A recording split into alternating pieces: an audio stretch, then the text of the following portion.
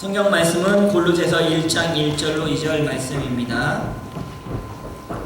두 절 말씀이니까 같이 읽었으면 좋겠습니다. 골로새서 1장 1절로 2절 말씀.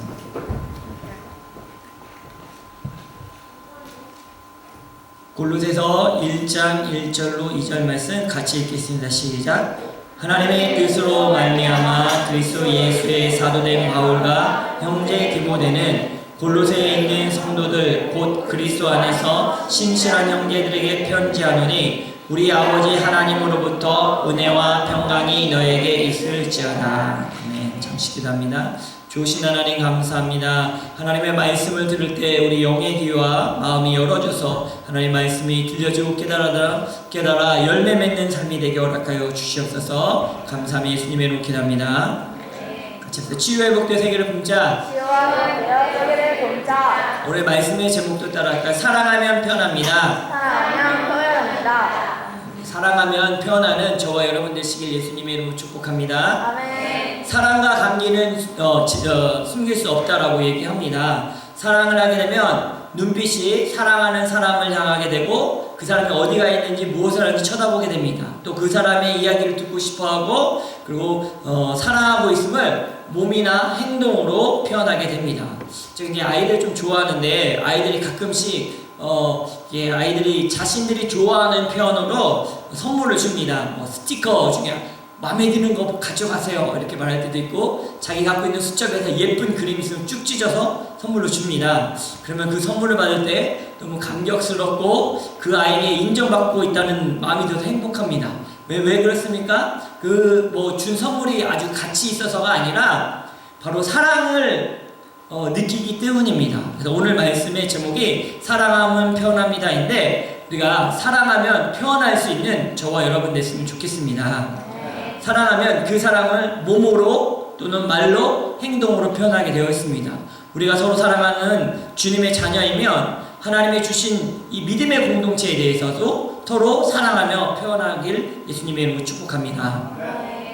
골로새서는 바로 이제 바울이 옥중에서 쓰는 옥중 서신입니다. 에베소서와 빌립보서, 골로새서가 이 로마의 감옥에 갇힌 상황 가운데서 하나님의 말씀을 전달해 준 거예요. 그래서 더 깊은 은혜가 있는데 이 골로새 교회는 에바브라가 개척한 교회입니다. 이 바울이 개척하지도 않고 가보지도 못한 교회였습니다. 이 두란노에서 이 에베소에서 2년 동안 이 바울이 복음을 전하고 말씀을 가르쳤을 때 에바브라가 그곳에서 복음을 받아들이고 이 골로새로 와서 이 골로새에서 같이 이제 아키포와 빌레몬과 함께 같이 교회를 개척합니다.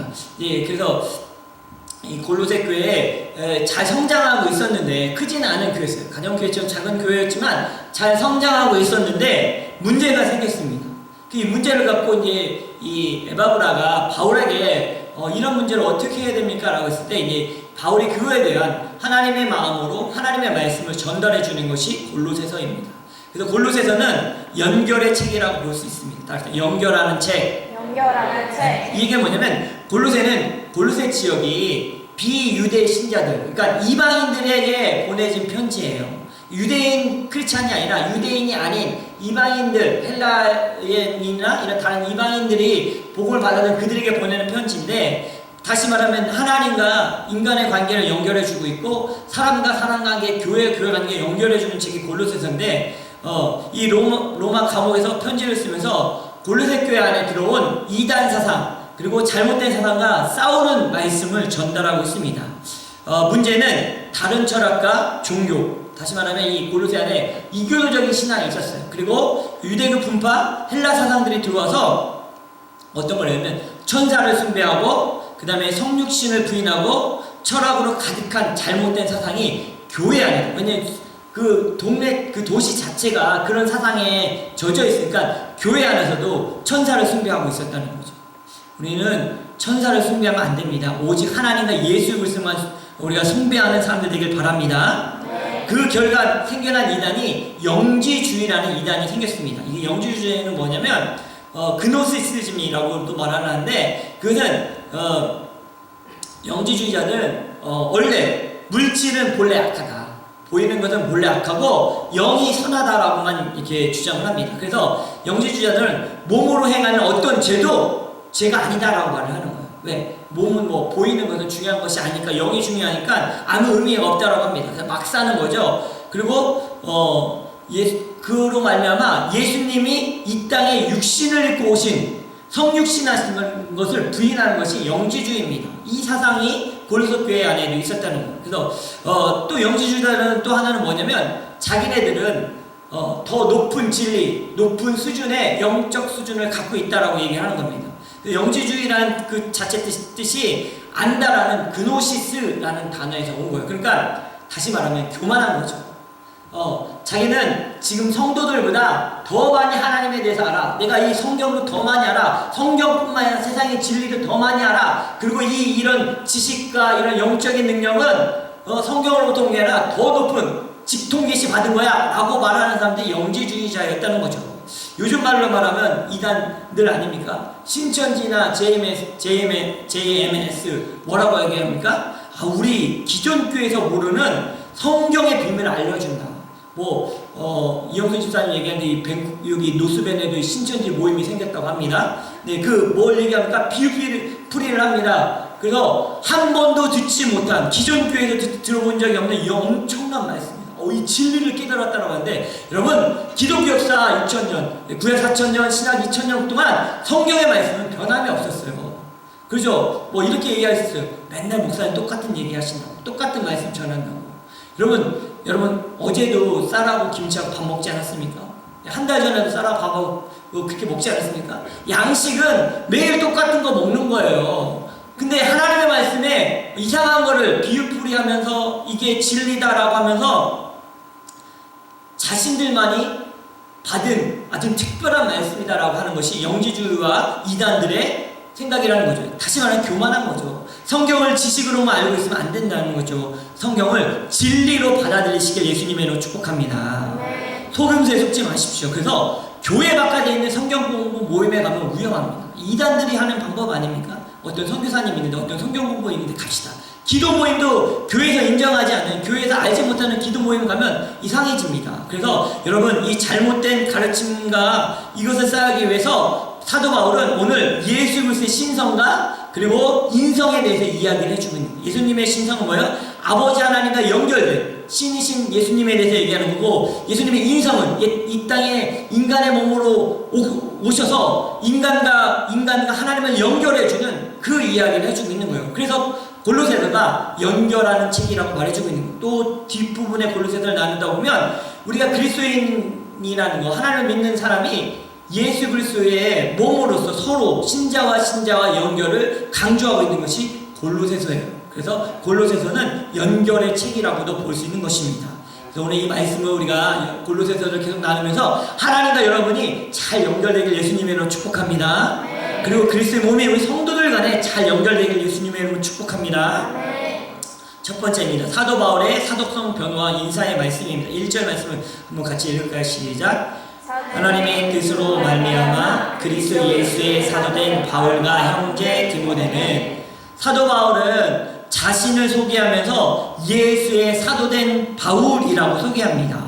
왜냐하면 이 얘기를 왜 얘기하냐면, 계속해서 사도 바울을 태클 거는 교인들이 있었다는 거예요. 교회 바깥에 있는 사람이 아니라 교회 안에, 초대교회 많은 교회들 중에 사도 바울, 너는 사도가 아니잖아. 바울, 너는 사도가 아니잖아. 사도는 열두 제자뿐이잖아. 라고 이렇게 반대하는 일이 있었다는 거예요.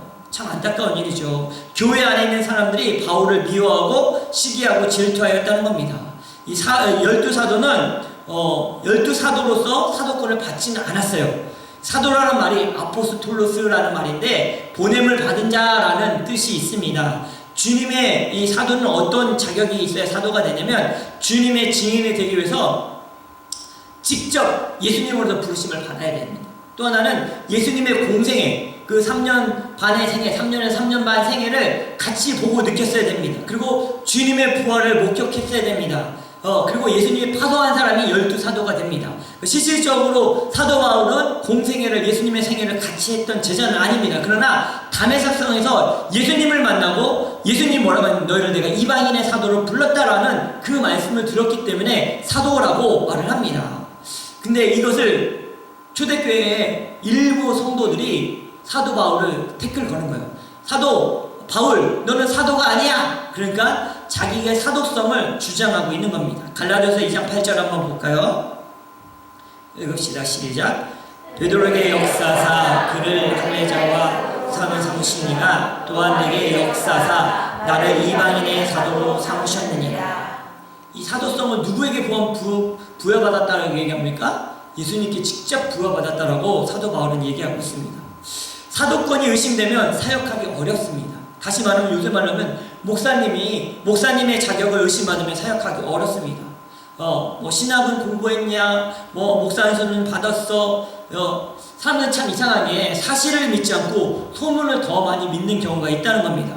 그렇게 되면 어떻게 합니까? 설교할 때도 위축이 되고 방해받고 성도들은 말씀을 듣지 않게 됩니다. 말씀을 듣지 않으면 하나님의 관계가 문제가 생기는데 이 많은 사람들, 초대교회 많은 교인들이 바울에 대해 수근수근 했다는 거예요.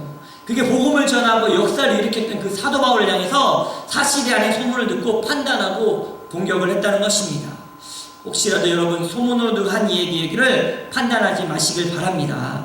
직접 듣고 사실을 파악해야 됩니다. 그렇게 하지 않으면 나도 모르게 죄짓고 하나님을 대적하는 일이 일어날 수 있다는 겁니다. 바울 사도는 부름받은 다음에 아라비아 광야로 가서 예수님께 개인적인 지도를 받습니다.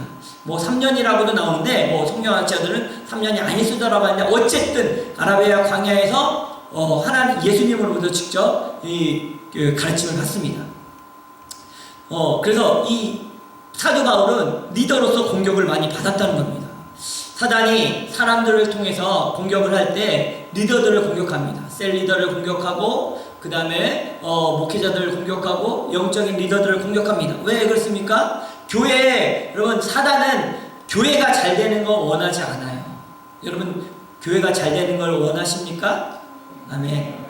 우리는 교회가 잘 되는 거 원하잖아요. 왜? 예수님의 몸이시고 하나님이 이 땅에 세우신 하나님의 기관이니까 우리는 교회가 잘 되는 거 원하잖아요. 근데 사단은 교회가 잘 되는 거 원치 않아요. 그러니까 어떻게 돼요? 교회를 넘어뜨리려고 하죠. 이게 사단의 방법이에요. 그러려면 어떻게 해야 돼요? 리더를 공격해야 돼요. 리더 한 명이 넘어지면 교회는 와야 된다는 거죠. 셀이 무너지는 거 셀 리더 공격하면 셀이 와해가 됩니다.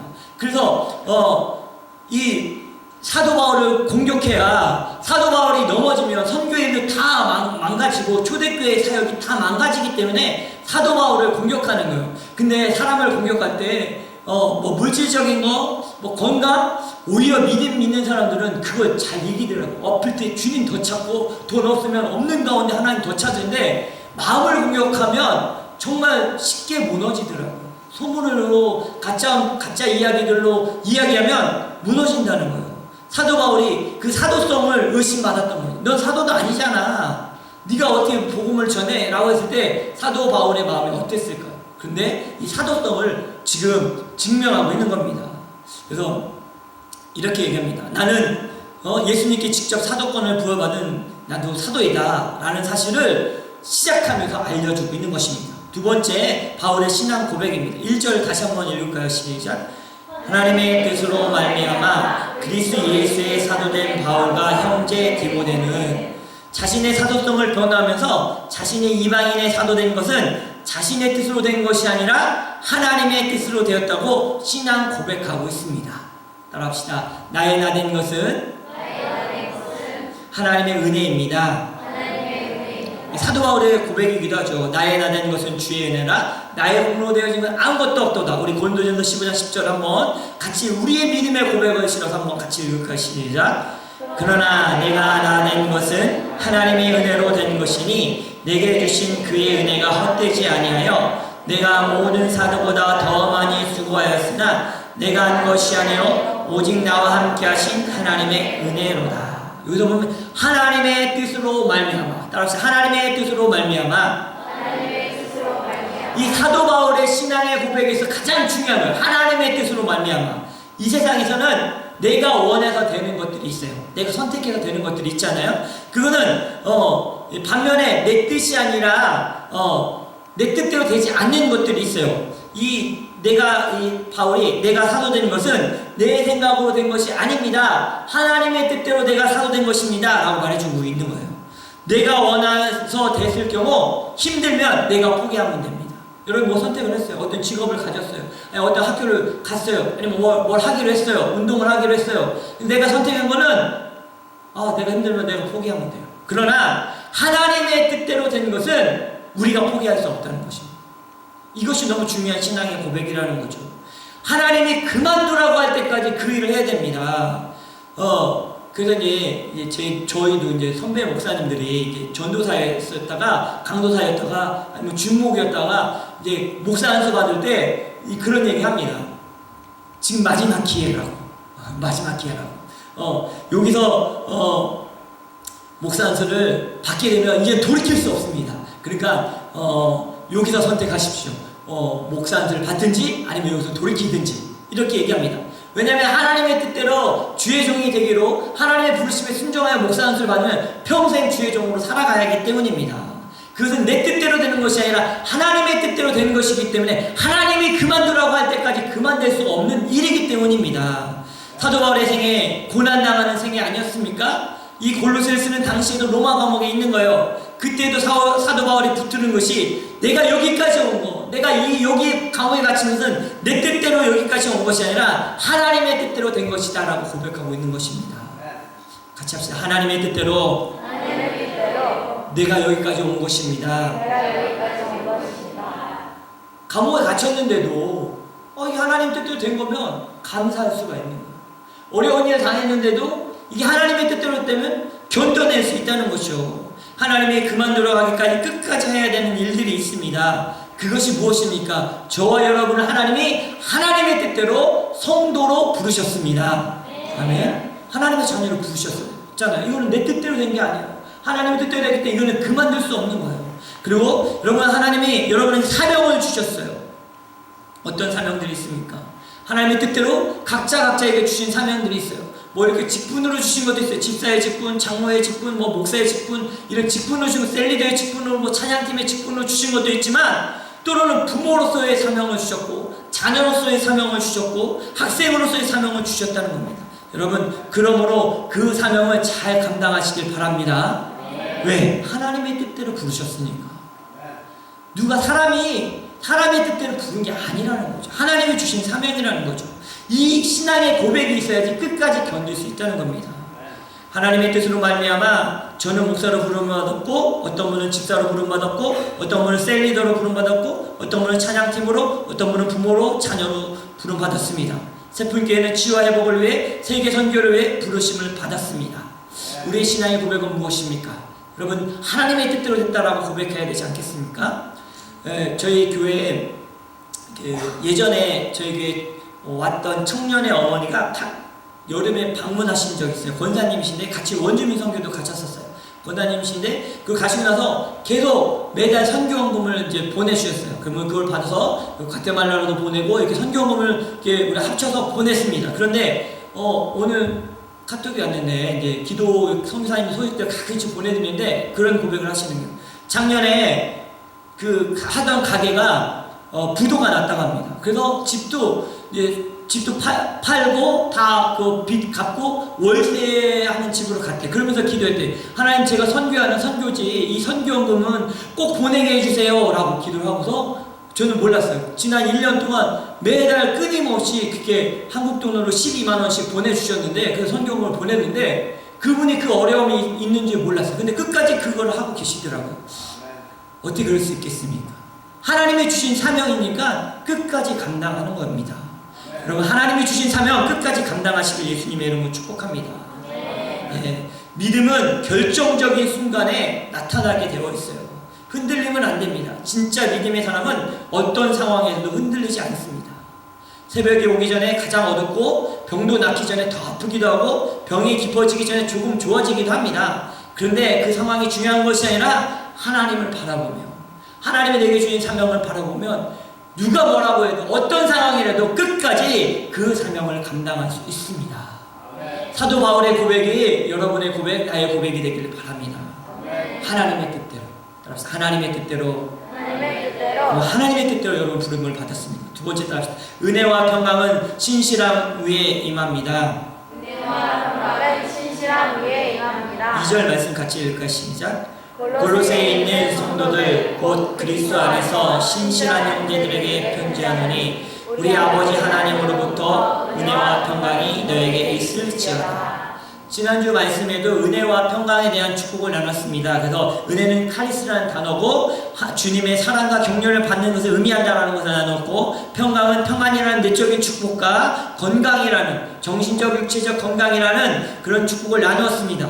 말씀을 듣고 셀 모임 때 청년들이 평강을 위해서 이제 말씀도 잘 듣고 말씀도 읽고 또 운동을 해야겠다는 것을 적용하는 것을 보았습니다. 우리가 말씀을 듣고 거기서 끝내면 안 되고 그 말씀에 가장 중요한 것은 적용하는 겁니다. 적용한다는 것이 무엇입니까? 순종한다는 것을 의미하는 것입니다. 이 말씀이 나의 삶에 실제하도록 적용하는 것이 필요하다는 겁니다. 말씀이 나를 읽는다는 표현을 합니다. 그 표현은 무엇입니까? 말씀대로 살아가고 그것을 적용하는 삶을 사는 것을 의미합니다. 아멘 아닙니까? 이 말씀이 나랑 상관없으면 안 돼요. 주일에 들은 거 좋은 얘기 들었다라고 끝나면 안 되는 것이 아니라 그 말씀 하나라도 내 삶에 적용되고 그 말씀대로 살아가는 것이 그것이 가장 중요하다는 겁니다. 사도 바울은 골로새 교회를 가보지 못했습니다. 성도들도 못 봤어요. 근데 하나님의 사랑으로 그들에게 진리의 말씀을 전하고 있고 은혜와 평강을 축복하고 있습니다. 사랑하지 않으면 이런 표현할 수 없습니다. 그런데 이런 은혜와 평강은 신실한 위에 임한다라고 말해주고 있어요.